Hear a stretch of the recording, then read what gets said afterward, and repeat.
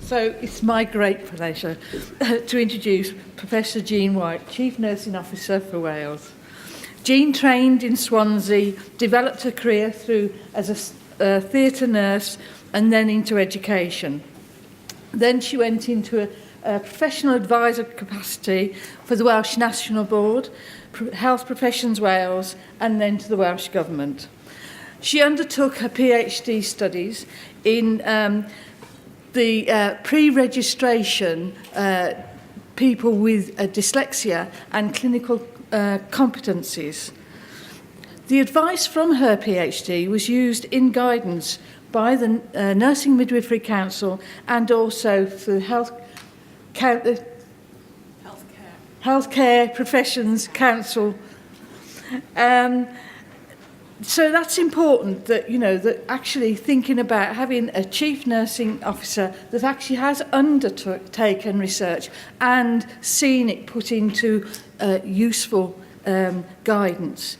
But Jean is also at the moment currently advising not only the Welsh Government but the World Health Organization on the strategic direction for nursing midwifery towards health 2020. A 5-year plan of activities for 53 countries within the WHO European region.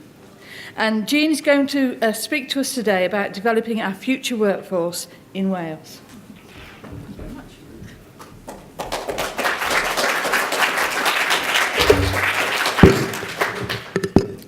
Right, the first trick is to get myself mic'd up. So bear with me a second. And the next trick to see if I can work out the IT. So there's lots of technical things here this morning. Okay, hopefully you can all hear me all right. I'm really, really delighted to be here this morning.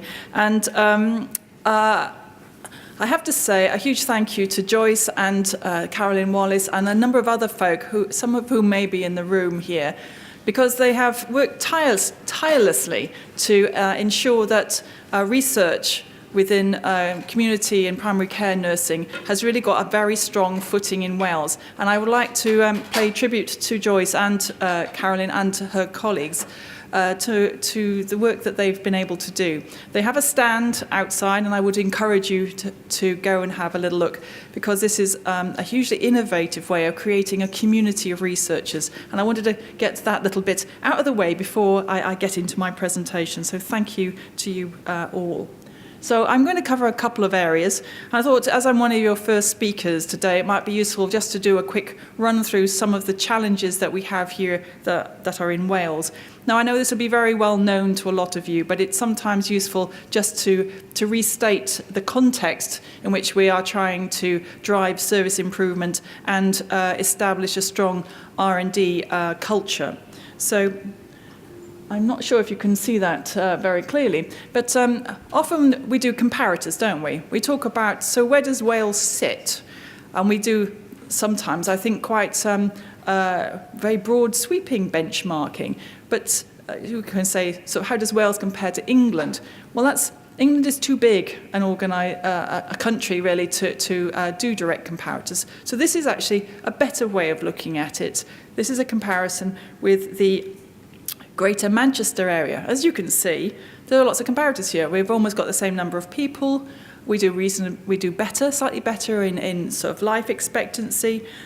We do better in the unemployment areas. And it gives you a bit of a sense when you start benchmarking to do some interesting comparators with like for like. Now, you could say, okay, well, that's very useful, Jean, but Wales is a bit different, and yes, it is. And one of the biggest differences for us is to do with our age demographic. And the top slide there, you don't really have to read the numbers, but just look at the spike in every single column there. That shows the over 85s compared to the other countries of the UK. And as you can see, we have more over 85s now, and it is projected to increase and widen. Now, for me, that is a real, I think we should be proud of that, because it means that we are enabling people to live to extreme age in Wales. People are choosing to retire here because of the quality of life. So we shouldn't see this as a bad thing. We should actually see this as something to welcome and say, yes, that's fantastic. We have enabled our population to live to a great age. The bottom picture there shows the density of those folk. And the darker colours, you can see Paris and the Vale, have a greater density of the more aged in our population, the lightest colour being the least dense. So we have, if you like, a difference in the density of our aged population. And what's interesting about that diagram is the issues of rurality come into play here. So in thinking about the demographic, we're often talking about the aged population. We need to think about where in our society our population is going to be. Now, I was looking at the newspaper yesterday because having an aged population brings certain challenges. And we know that something like 23% of the population in Wales have a chronic condition. Now, yesterday, the headline on the Daily Express was talking about the Alzheimer's Research UK publication that has this wonderful, dementia tsunami coming towards us. It's saying that 1 in 3 people born today will develop dementia. We're going to have far more people reaching extreme age. And this is the stat that was on the front of the Daily Express, and I think was reporting quite a number of the papers. I'm sure some of you saw it yesterday. So what we have is a population that is aging. We have it spread in areas of rurality, where we have less dense services, and we have to think about how you deliver it. We have the consequence of an aged population in terms of chronic disease, and things like dementia being one of those. The other thing we got to think about is the socio-economic inequality in our society. Now, there is a real danger, I think, of us talking in geographical terms. We talk about, the challenges of the valleys, or the challenges of this bit. But actually, if you look at this slide, and I'm sorry, these are not coming out hugely well, this is looking at qualifications by geographical area. So the heads of the valleys are the sort of pale blue. Then you've got the rest of the valleys, except for the heads of the valley, is the purple, and then you've got the white is the rest of southeast Wales, and then the rest of Wales, which is a very, very dark one. And you can see, actually, it's reasonably spread all over the place here. It's not necessarily always in one place. So we have a variety of sections of our community that are deprived. They're not all just the valleys. They're all over the place. So we have to think about how we organise our services if we're going to tackle the inequalities that exist. And how does this manifest itself? Well, here you can see this is the life expectancy that we've got at the moment, and it's great. We're all living longer. But what do you notice is that the gap is still remaining between the richest and poorest in our society. Those that probably need the most support are still requiring that. And you can see here over the two different time intervals how we've all starting to have our age increase, but the gap is still huge. And for a lot of people, living longer doesn't necessarily mean living healthier lives. So we have some significant challenges for us here, and they're not inconsequential. This is actually quite a challenge to us all to think about how we organise our services. We also have, like other parts of Europe, contemporary public health challenges around smoking and drinking and obesity and exercise and so on. And when I look at these sorts of stats, the things that concern me most is about our younger population. 1 in 3 of our children are overweight or obese. That is setting up a lifetime of potential problems. We have, 23% of the population is smoking. Now, we're trying to bring in legislation to challenge some of those healthy behaviours, but that means that there's quite a residual section of our community that are choosing not to do things which will ensure their own health. And I'm sure the Minister will have talked to you about the prudent principles, and one of them is most important, is around co-production. It's about working with people for them to understand what they need to do. There's a bit of a contract. We're all citizens of Wales. We all got to think about what have we got to do to ensure our health and the health of our families. And some of these health challenges are profound, and I particularly worry about the next generation. You know, we talk about the first 1,000 days of life being the most important. Research has quite clearly shown us that anything after that is actually remedial action. So if you don't get the early days right in a child's life, everything else is catch-up. It means they do less well in school, they're more likely to have difficulties getting jobs, their health may not be as well as it could be, they may establish social behaviours that will profoundly affect them. So for us, early years is hugely, hugely important. Now, I know you all know that.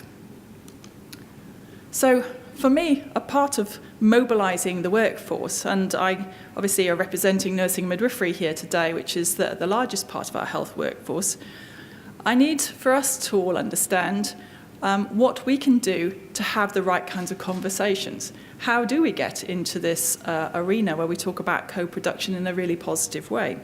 We were having a conversation yesterday within the directorates that I work in Welsh Government about prudent healthcare, because we've recently had a number of other departments join us. The Analytical Society analysts have all joined my DG. So we're talking about prudent healthcare and what does this mean? And one of the questions was, so what does a prudent family do? And I thought that was quite an interesting question to be asked, because prudent healthcare is all about us doing things with patients, but actually prudent principles are around individual behaviours too. And I was sitting next to somebody not from the health side, and she said to me, so parents want to do a good job, don't they? They want to raise their children on the whole as best of their ability. So why is it then that a third of the children are overweight and obese, and that could lead to harm, real or future harm, unless it's addressed? So what is it? How do we get into this space to have the conversations about this? So some of the things that are being developed at the moment under the Prudent Healthcare banner are, if you like, public-facing as well as professional-facing communication and marketing information. And this one is an example of this. And it's talking about, so how do you get into that space to start having the conversations with people about choices, about understanding? Because if you think of a third of the children in Wales having issues to do with weight, that's a lot of the population. That's a lot of mums and dads that need to understand what they're doing with their children. This is something about schools. This is about health visitors and midwives. This is about GPs. We are talking a lot of people here in just that one slice, if you like. So, Welsh Government, I'm sure the Minister will have mentioned this to you. We have got a new primary care plan, primary care delivery plan that has been launched, and the Welsh Government is investing in this. It's not just a matter of rhetoric saying, yeah, we need to work in a different way. Because I've got to be honest, I don't know about some of you, I kind of heard it all before. How many times have we had the conversation is, no, primary care community is the important bit, and then all of a sudden we're paying attention to the hospital. And we're talking about making sure that stuff in hospitals are all working. And we look at community wrapped around the hospital when it should be the other way around. It should be primary and community care first, and you only send people to the acute sector when you have to.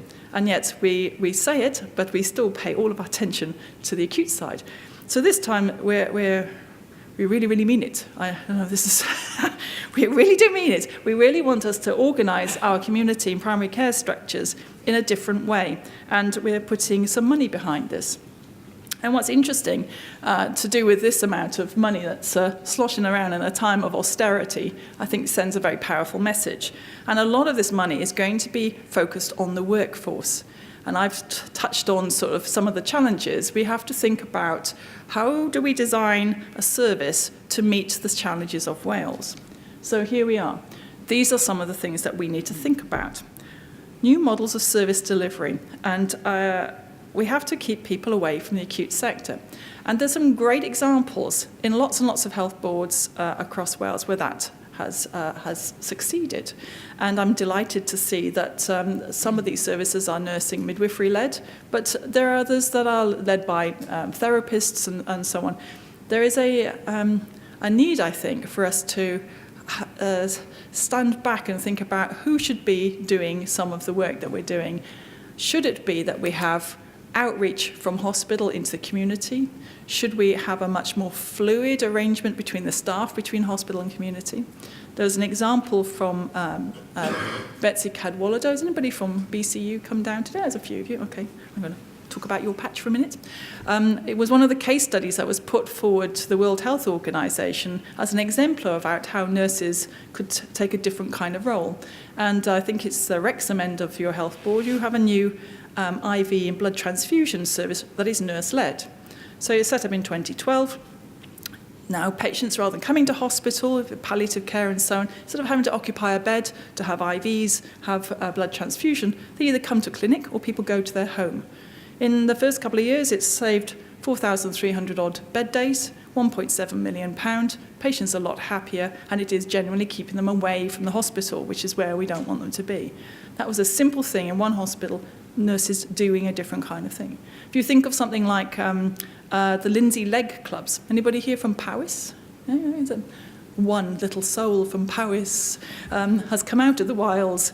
I know that Paul will know this story very well. There's a thing called the Lindsay Leg Clubs that have been established around the UK, and Powys has won awards around this.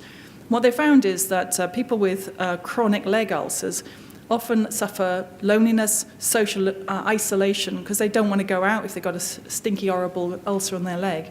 And what they've started to do is bring people as a drop-in to a clinic.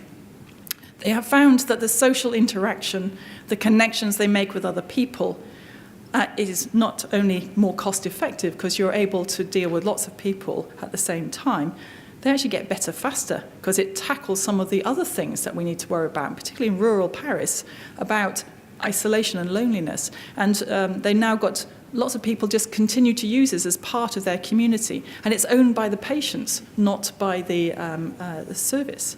There's a very different kind of empowerment going on there, different kind of relationship, and we need to start thinking about those kinds of structures.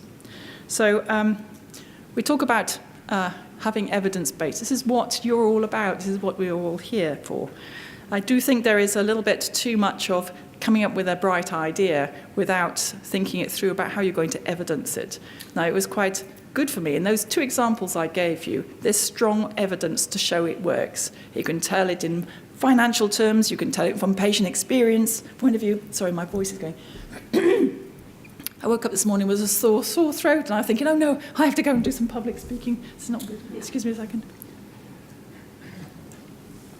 So I think it's really important that we encourage innovation and we encourage new ways of working, but at the same time, we must put in place structures that enable us to demonstrate that it's working. In fact, one of the lessons learned from the WHO work I was involved in trying to gather case studies from across the European region, how few of the good ideas actually had a strong evidence base underneath it. We really must make sure that when we set out to do something, that we think about gathering the data from day one. I know you all know that. So, some of the things I'm involved in at the moment is we need to work out what workforce we need.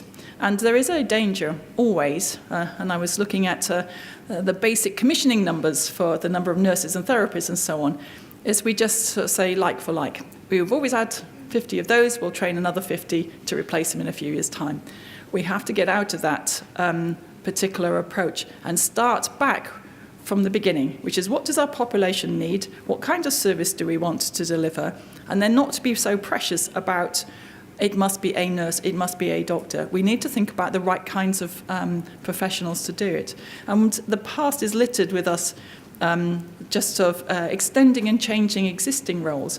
We might need to be more radical than that and say, no, we need a different kind of worker. So if we are thinking about, Joyce reminded me about phlebotomy services. In the past, it would either be the doctor or the nurse would take blood. Well, phlebotomists are perfectly well trained to be able to do that. So there's a little bit of me thinking, as we go and change who delivers specific high technical skills, do we actually need to have somebody that's a fully trained professional, or do we need to have a properly educated, trained technician that can do particular things? We need to be a little bit less precious about some of our silos and we need to factor that in the future. So, some challenges for us in Wales. It's always with challenges, isn't it? It's difficult. This is an international phenomenon. We've got a shortage of health workers at the moment. At the regional committee of WHO that happened in Vilnius last week, which I had the pleasure of being a speaker at, they were producing reports about the challenge for the 53 countries of the region, about not enough health professionals and sometimes not having them in the right place.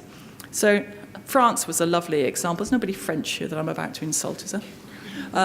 France is great. It's got plenty of GPs.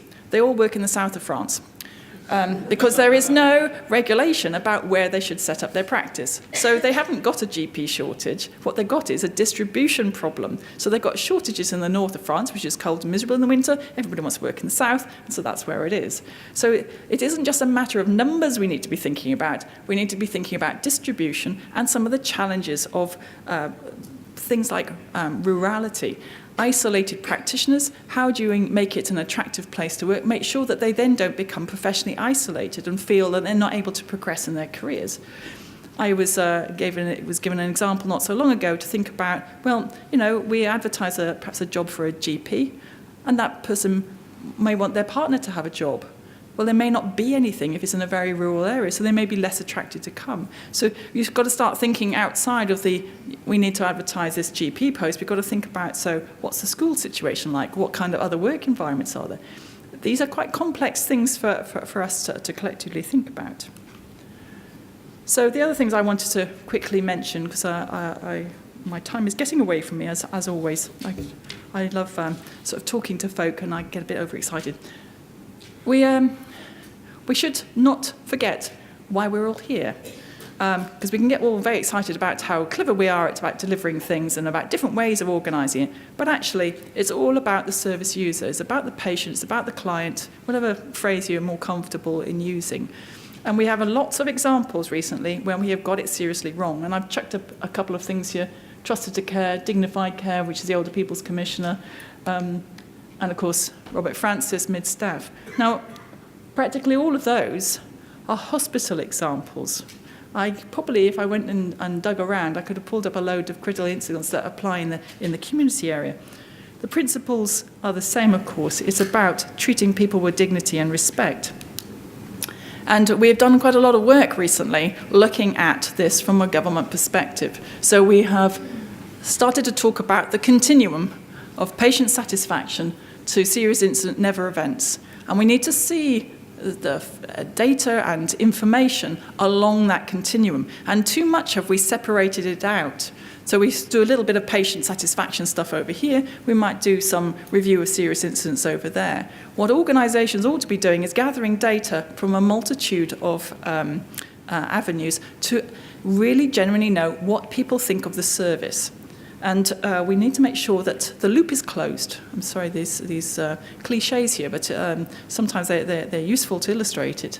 We've got to make sure that we learn from mistakes and we listen to what people say and then tell them that we've listened. And we're not so good at this, but we are getting better. So our current situation is we have a framework for service user experience. It was refreshed in the summertime. We had a Team Wales event that focused on this. The minister has sort of put it as a significant priority for us. We must make sure that we gather information. But what I'm seeing most of the health boards do is they are focusing on hospitals again. I mean, how much of it do we know that Mrs. Jones that receives a district nursing service or a podiatry service, how do we know? Is she happy with that? Were they treated with dignity and respect? We are not as good yet as we should be about gathering information outside of the hospital setting. So boards, when I talk to boards, they say, yes, we do walkarounds. How many board members have come walking around the community setting, have gone out with a district nurse, have gone out to the GP practice? So I do think there's a little bit of us getting into how are we going to listen to the patients in this side. So I'm going to finish off just by talking a little bit about WHO. I'm sure all of you are familiar with Health 2020, which is the public health agenda strategy and policy document for Europe. We're all signed up to it. It talks about the big public health challenges, cancer, cardiac, those sorts of things. But at its heart, it talks about the actions that all governments, and therefore all of us, need to engage with, which is improving the health and well-being of the population, reducing health inequalities, strengthen public health, ensure people-centred health systems that are universal, equitable, sustainable, and of high quality. Who could argue with that? That is what we're about. So last week, this document was launched. I'll stretch over. And for those nurses and midwives in the audience, we will be talking about this quite a lot. This is a landmark, if you like. This is how do you mobilise probably more than 6 million workers in the European region to step up to the plate to try to help realise that goal. This is about strengthening nursing midwifery. And you'll be delighted to know that one of the 4 priority areas is developing the evidence base, knowing what it is that we're doing that makes a difference to the people. One of the supporting mechanisms is about research. And so I will be working with the other chief nurses from across the UK, with our regulator, to talk about how do we realise some of the objectives within this to help mobilise the bit of the workforce. Now, you could say, for those therapists in the room, you could just transpose nursing and midwifery and say therapist in there. The language is actually transferable across. And I'm really excited that we're having an opportunity to talk about how do you mobilise a large part of the workforce to think in a different way? How do you have those conversations with people? How do you start working in a co-production way to make our population healthier and happier and to have a better sense of well-being? My time is up, and I didn't know if there was a time for a question, but I'm happy to take a comment if you like. Thank you very much for your attention.